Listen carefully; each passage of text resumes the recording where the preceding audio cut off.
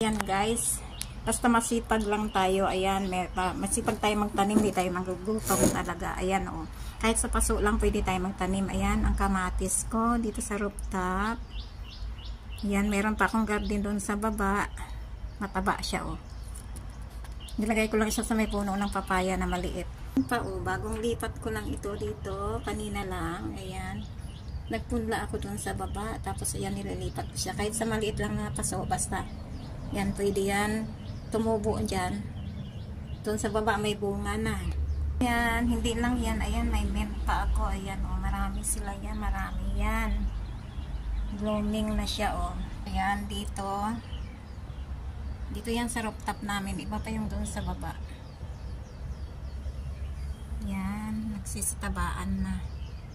Then, lagyan ko ng abono. Yan, kahit sa paso lang pwede tayo magtanim. Ito nga oh, yung kinuhanan ng wine na to. Ayan, ginawa ko ng taniman. Ayan, mga box ito ng wine. So pwede nating gamitin.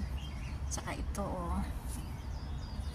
Marami na ako ngayon na na mint. Dito, kung saan-saan ko lang yan sinisingit. Tapos ito, box din to ng wine. Na nilagyan ko lang ng soil. Ayan. Tapos yung tanglad ko, ayan, bumalik na ulit yung kanyang sigla. Kasi nilagyan ko ng soil. Ayan, dito sinisingit-singit ko lang yan kung saan ako may pwedeng singitan. Ito naman, malunggay. Nagpapatubo kami ng malunggay dito. Ayan, nakala ko hindi natutubo. Pero ito, lumapas na yung kanyang green. Ibig sabihin, ito siya. Ito, tatlong lumalabas. Yan, ibig sabihin, tumubo na siya. So, may malunggay na kami dito sa rooftop. Meron pa doon sa kabila. Yung isa tumubo din. Ayan, oh. Nagpakita na siya, tatlo. So, diba, kahit sa paso lang, pwede tayo magtanim.